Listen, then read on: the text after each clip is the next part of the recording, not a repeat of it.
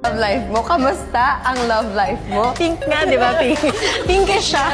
Oo, on the way. Hindi, pero I'm seeing someone. So, yun. I'm happy. My heart is happy. Ito na nga. Usap-usapan ngayon sa social media ang sexy actress at vlogger na si Ivana Alawi. Ito ang pagkakalink niya sa mayor ng Bacolod City na si Albi Benitez.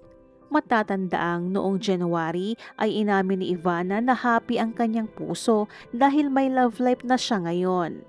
Non-showbiz daw ito at wala na siyang sinabing ibang detalye patungkol sa lalaking nagpapatibok ng kanyang puso.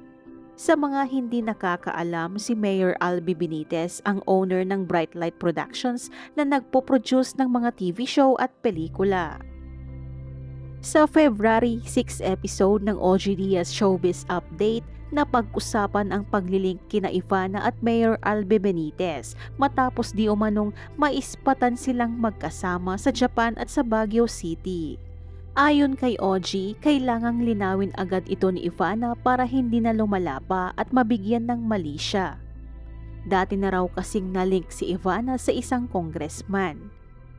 Mahirap namang husgahan natin si Ivana, so kailangang si Ivana rin ang sumagot niyan. Paano niya lilinawin yan kung siya yung tinutukoy? Kung hindi naman siya, please disregard the previous message, pahayag ni OG. Ayon pa sa talent manager, sana raw ay hindi totoo ang chismis kina Ivana at Mayor Benitez. Kasabay nito, usap-usapan din sa social media ang kontrobersya sa pagitan ni Mayor Albi at ng misis niyang si Nikki Benitez.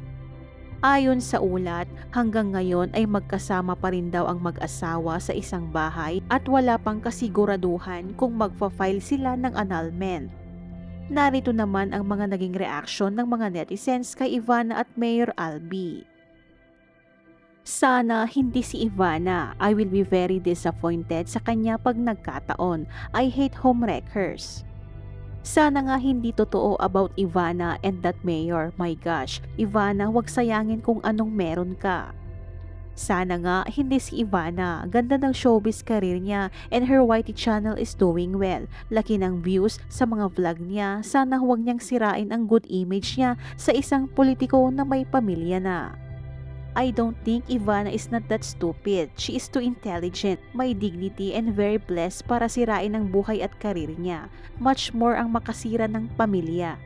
Sana Ivana, binata na lang. Sa ngayon, wala pa namang inilalabas na pahayag ang sexy actress at ang mayor na involved. Ano naman ang masasabi mo dito? Ibahagi ang iyong komento.